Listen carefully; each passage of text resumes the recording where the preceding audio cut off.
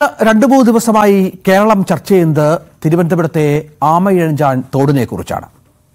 യഥാർത്ഥ ഉത്തരവാദികൾ ഈ തോടിന്റെ ദുരവസ്ഥയ്ക്ക് ആരാണ് എന്നതും നമ്മൾ വല്ലാതെ ആലോചിക്കുന്നുണ്ട്, ചിന്തിക്കുന്നുണ്ട്. റെയിൽവേയെ പഴിക്കുന്നുണ്ട് സംസ്ഥാന ഭരണകൂടവും നഗരസഭയും മറ്റും.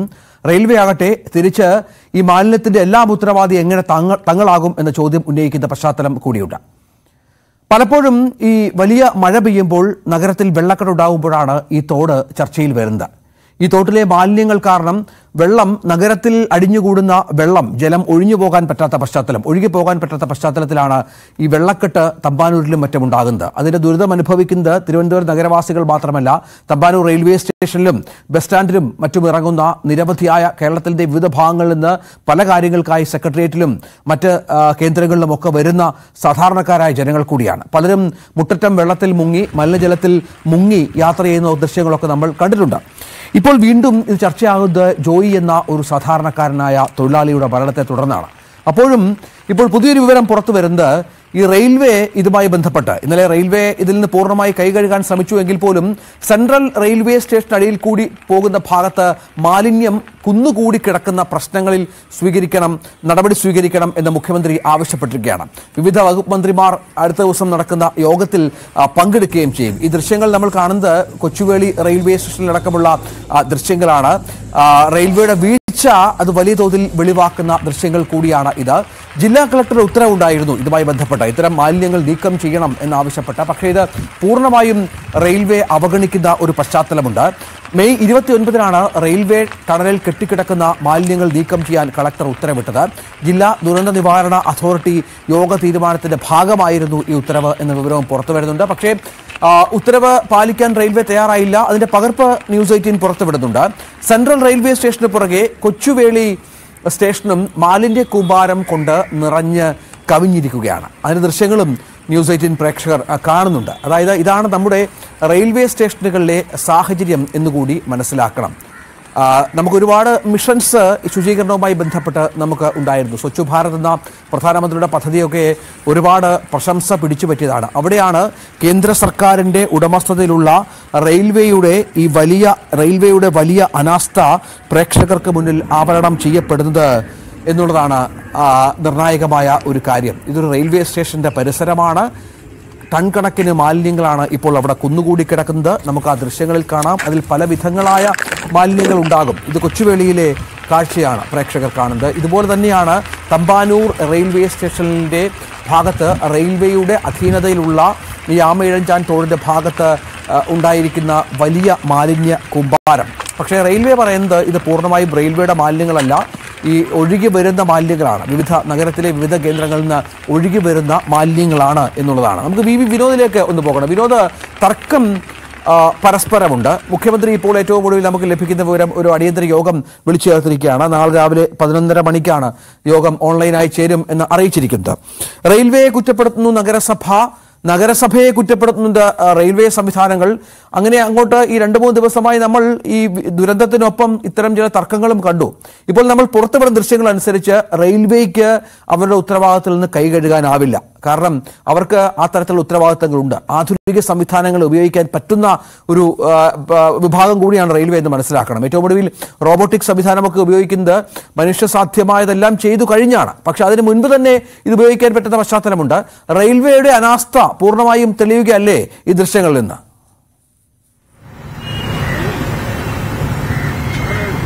രജിത്ത്, കണ്ണിൽ പൊടിയിടുന്ന പരിപാടിയാണ് റെയിൽവേയുടെ ഭാഗത്തു നിന്നുണ്ടായതെന്ന് നിസ്സംശയം പറയാം. കാരണം ഈ ടണലിനുള്ളിലെ മാലിന്യം അത് കാലങ്ങളായി കുമിഞ്ഞു കൂടി കിടക്കുകയാണ്. ഏറ്റവും ഒടുവിൽ ജില്ലാ കളക്ടർ തന്നെ മെയിൽ ഒരു കത്ത് നൽകുന്നു. ഇത് ദുരന്ത നിവാരണ നിയമവുമായി ബന്ധപ്പെട്ടാണ് ശുചീകരണ പ്രവർത്തനങ്ങൾ നടപ്പാക്കണമെന്നാവശ്യപ്പെട്ടുള്ള കത്ത് നൽകുന്നത്. ആ കത്തിന്മേലും കാര്യമായ നടപടിയെടുത്തില്ല. നഗരസഭയാകട്ടെ പലകുറി കത്ത് നൽകിയതാണ്. ഏറ്റവും ഒടുവിൽ കഴിഞ്ഞ ദിവസം MP രാജേഷ് തന്നെ പറഞ്ഞത് തന്റെ കൂടി നിർദ്ദേശപ്രകാരമാണ് പ്രോസിക്യൂഷൻ നടപടികളിലേക്ക് പോകുമെന്നും പിഴ ചുമത്തുമെന്നും കാണിച്ച് ഏറ്റവും ഒടുവിൽ നഗരസഭ റെയിൽവേക്ക് കത്ത് നൽകിയത്.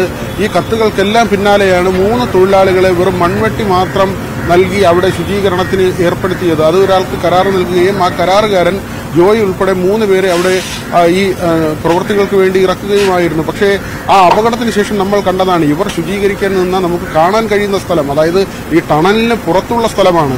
ആ സ്ഥലത്തു നിന്ന് തന്നെ ടൺ കണക്കിന് മാലിന്യമാണ് JCBയുടെ സഹായത്തോടെ വലയിൽ കോരി മാറ്റിയത്. അവിടെ അഗ്നിശമന സേനയുടെ ഉൾപ്പെടെ സേവനം ആവശ്യമായി വന്നു. അവിടേക്കാണ് വെറും 3 തൊഴിലാളികളെ സാധാരണ മൺവെട്ടിയുമായി നൽകി ഈ മാലിന്യം നീക്കം ചെയ്യുന്നതിന് വേണ്ടി കരാർ നൽകി ഏർപ്പെടുത്തിയത്. അതിനർത്ഥം ഇതെല്ലാം തന്നെ പറ്റിക്കൽ പരിപാടിയാണ്. ഇതൊരു കണ്ണിൽ പൊടിയിടൽ, ജനങ്ങളെ പറ്റിക്കുക, നഗരസഭയ്ക്ക് മുന്നിൽ ശുചീകരണം വരുത്തി തീർക്കുക എന്നതാണ്. പക്ഷെ അവിടെ നഗരസഭയ്ക്ക് വരുന്ന വീഴ്ച, ഇതിന്റെ ഉത്തരവാദിത്വം ഈ മാലിന്യം നീക്കം ചെയ്യാൻ റെയിൽവേ ചുമതലപ്പെടുത്തിയത് കൊണ്ട് മാത്രം നഗരസഭയുടെ ഉത്തരവാദിത്വത്തിൽ നിന്നും ഒഴിഞ്ഞു മാറാൻ അവർക്ക് കഴിയില്ല.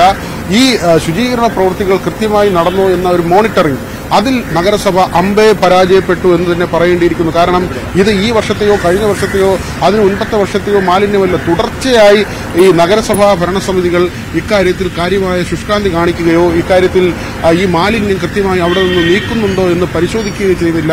ഓരോ മഴക്കാലത്തും തമ്പാനൂർ വെള്ളക്കെട്ടിലാകുമ്പോൾ തമ്പാനൂരിൽ തന്നെയുള്ള ഈ തടയണ, അതായത് മാലിന്യത്തിന്റെ ഈ കൂമ്പാരം, ഇതൊരു വലിയ തടയണയായി ഏതാണ്ട് 117 മീറ്ററിൽ 60 മീറ്ററോളം ആളുകൾക്ക് കടന്നു ചെല്ലാൻ പോലും പറ്റാത്ത, രക്ഷാപ്രവർത്തനത്തിന് NDRFന് പോലും കയറാൻ കഴിയാത്ത വിധം മാലിന്യം ഉറച്ചു കിടക്കുന്ന മാലിന്യ മലയായി ഇതിനകത്ത് ഇങ്ങനെ നീണ്ടു നിവർന്ന് കിടക്കുകയാണ്. അതിൽ ആ മാലിന്യം നീക്കം ചെയ്യുന്നതിന് വേണ്ടി ഒരു നടപടിയും റെയിൽവേ സ്വീകരിച്ചില്ല എന്നത് ഒരു വശത്ത് നിൽക്കുമ്പോൾ നഗരസഭ അതിന്റെ സ്ക്രീനിംഗിൽ പരാജയപ്പെട്ടു എന്ന് മറ്റൊരു കാര്യമായി നമുക്ക് പറയാം. ഒന്നാമത്തെ ഉത്തരവാദിത്വം റെയിൽവേക്ക് തന്നെയാണ്. അക്കാര്യത്തിൽ ഒരു തർക്കവുമില്ല.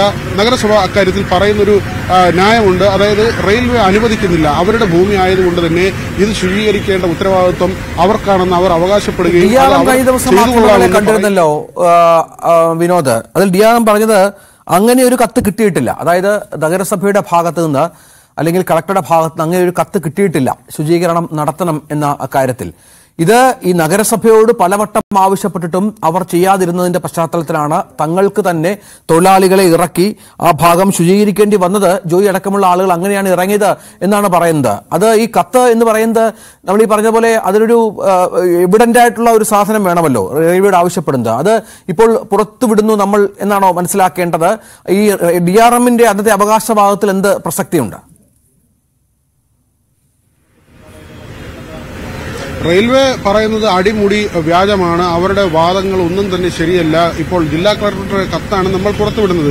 ഈ ജില്ലാ കളക്ടർക്ക് കത്ത് വ്യാജമായി ഉണ്ടാക്കേണ്ട ഒരു ആവശ്യം തിരുവനന്തപുരം ജില്ലാ കളക്ടർക്ക് ഉണ്ട് എന്ന് ആരെങ്കിലും കരുതുമെന്ന് വിചാരിക്കുന്നില്ല. കാരണം റെയിൽവേ ഇക്കാര്യത്തിൽ കൈയൊഴിഞ്ഞിട്ട് കാര്യമില്ല. റെയിൽവേ തന്നെയാണ് ഇതിന്റെ ശുചീകരണം നടപ്പാക്കേണ്ടത്. അവർ അത് കൃത്യമായി കോർപ്പറേഷനെയും അല്ലെങ്കിൽ ഈ തദ്ദേശ വകുപ്പിനെയൊക്കെ പലതവണ അറിയിച്ചിട്ടുള്ളതാണ്. അവരുടെ ഭൂമി അവർ വൃത്തിയാക്കിക്കൊള്ളാമെന്നത്. പക്ഷേ അതിൽ എത്രമാത്രം വീഴ്ച അവർ വരുത്തുന്നു എന്നത് ഈ ടണലിലെ കാഴ്ച മാത്രമല്ല, നമ്മളിപ്പോൾ പുറത്തുവിടുന്നതിൽ കൊച്ചുവേളി റെയിൽവേ ടെർമിനലിലെ കാഴ്ചയുണ്ട്. അതായത് സാറ്റലൈറ്റ് സ്റ്റേഷൻ എന്ന നിലയിൽ വികസിച്ചു വരുന്ന തിരുവനന്തപുരം സെൻട്രൽ കഴിഞ്ഞാൽ ഒരുപക്ഷെ സെൻട്രലിനേക്കാൾ കൂടുതൽ പ്രാധാന്യത്തോടുകൂടി വളർന്നു വരുന്ന, അവിടെ കൂടുതൽ ട്രാക്കുകളും സർവീസുകൾ തുടരുകയും അവസാനിക്കുകയും ചെയ്യുന്ന ഒരു സ്റ്റേഷനാണ് കൊച്ചുവേളി. കൊച്ചുവേളിയിലെ കാഴ്ചയാണ് നമ്മളിപ്പോൾ പുറത്തുവിടുന്നത്. എത്രയോ കാലങ്ങളായുള്ള പ്ലാസ്റ്റിക് കുപ്പികൾ അവിടെ പ്ലാറ്റ്ഫോമിനോട് ചേർന്ന് കൂട്ടിയിട്ടിരിക്കുന്നു. വലിയ മാലിന്യ കൂമ്പാരമായിരിക്കുന്നു. ഇത് കരാർ നൽകി ഈ പ്ലാസ്റ്റിക് കുപ്പികൾ അവിടെ നിന്ന് നീക്കുന്നതിന് കൊച്ചുവേളി റെയിൽവേ സ്റ്റേഷനിൽ നിന്നും ഒരു നടപടിയും ഉണ്ടാകുന്നില്ല എന്നതാണ്. അവിടെ ഇങ്ങനെ ഒഴുകിപ്പോകാനുള്ള ഒരു തോടുണ്ടായിരുന്നെങ്കിൽ ആ തോട്ടിലേക്ക് തന്നെ ഈ മാലിന്യങ്ങളെല്ലാം ഇതിനകം പോവുകയും ആക്കുളം കായൽ, വേളിക്കായൽ, അല്ലെങ്കിൽ ഈ വേളിക്കായലിന്റെ ഭാഗമാണ്, ഈ പ്രദേശത്തേക്ക് തന്നെ ഇതെല്ലാം ചെന്ന് ഇറങ്ങുന്ന ഒരു സ്ഥിതി ഉണ്ടാകും. ഇതിൽ റെയിൽവേക്ക് ഒഴിഞ്ഞു മാറാനുള്ള 1% പോലും അർഹതയില്ല, അല്ലെങ്കിൽ അവരെ സ്വയം ന്യായീകരിക്കാനുള്ള 1% പോലും അവകാശമില്ല. കാരണം അവരെ ഭൂമിയിലൂടെ കടന്നു പോകുന്ന ഒരു ടണലാണ്. ഇതിന് മുകളിലൂടെയാണ് റെയിൽവേ ട്രാക്കുകൾ കടന്നു പോകുന്നത്. അവിടെ എന്തെങ്കിലും നിർമ്മാണ പ്രവർത്തനം മറ്റേതെങ്കിലും ഏജൻസി നടത്തുകയും അവിടെ എന്തെങ്കിലും തകരാർ ഈ ടണലിന് സംഭവിക്കുകയും ചെയ്താൽ ഒരുപക്ഷെ അതെല്ലാം തന്നെ തിരിഞ്ഞുകൊത്തുന്ന സ്ഥിതി ഉണ്ടാകും.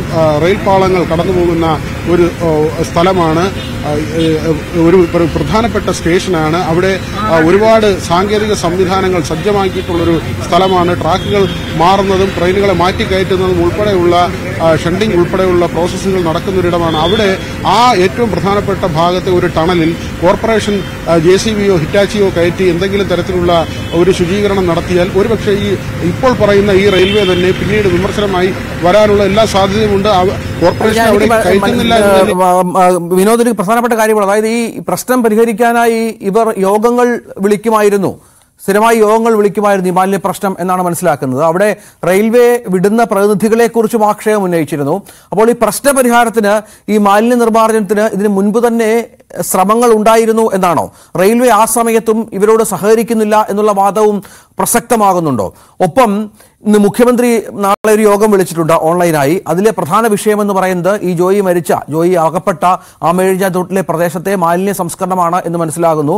അതടക്കമുള്ള കാര്യങ്ങളിൽ ഉന്നതതലത്തിൽ ഇങ്ങനെ ഒരു ചർച്ച ഉണ്ടാകുന്നത് ആദ്യമായാണോ, അല്ലെങ്കിൽ പ്രശ്നപരിഹാരത്തിന് ശ്രമം നടക്കുന്നത് ആദ്യമായാണോ?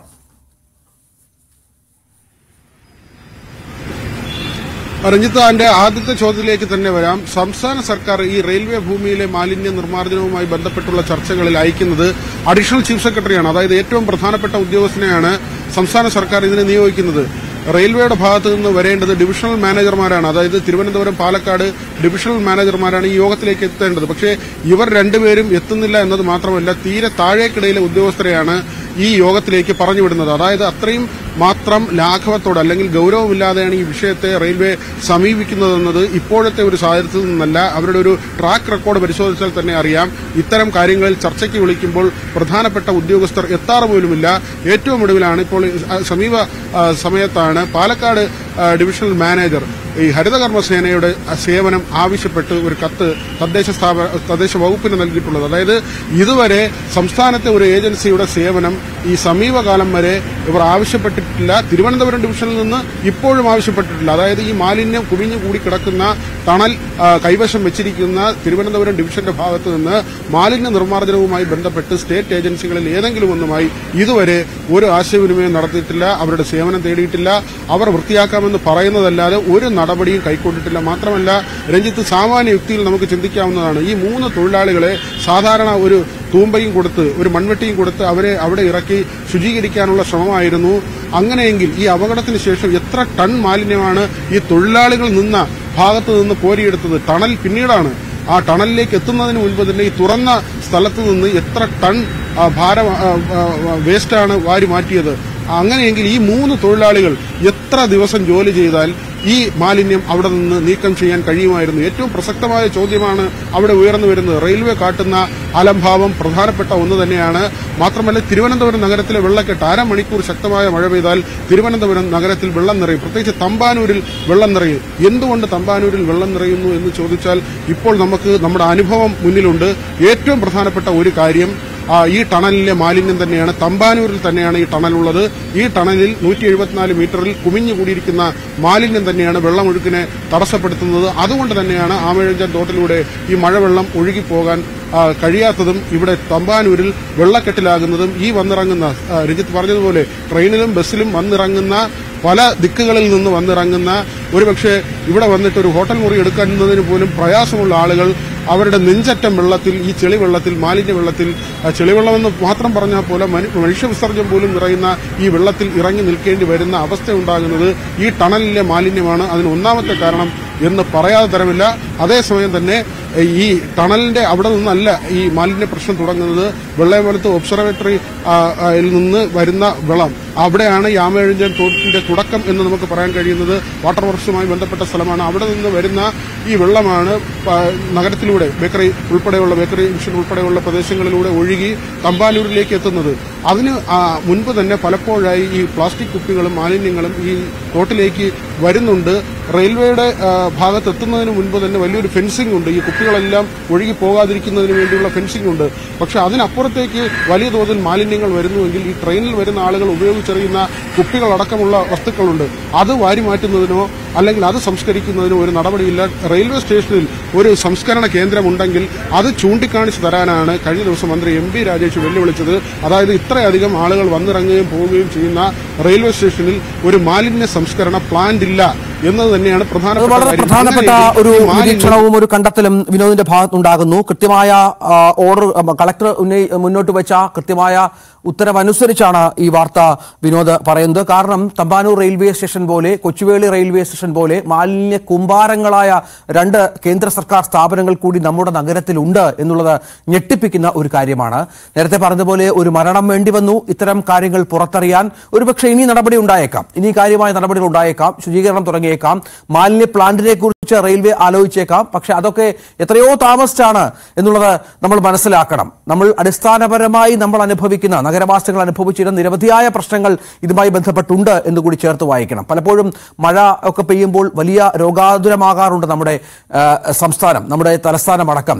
നിരവധി കേസുകൾ, രോഗവുമായി ബന്ധപ്പെട്ട കേസുകളൊക്കെ ഉണ്ടാകാറുണ്ട്, പകർച്ചവ്യാധികൾ പടർന്നു പിടിക്കാറുണ്ട്. ഇതിലേക്ക് അടിസ്ഥാന കാരണം ഇത്ര വലിയ മാലിന്യ കൂമ്പാരങ്ങൾ കൂടിയാണ് എന്നുകൂടി ചേർത്ത് വെക്കുമ്പോഴാണ് ഇതിന്റെ ഗൗരവം മനസ്സിലാകുന്നത്. വി. അരുൺ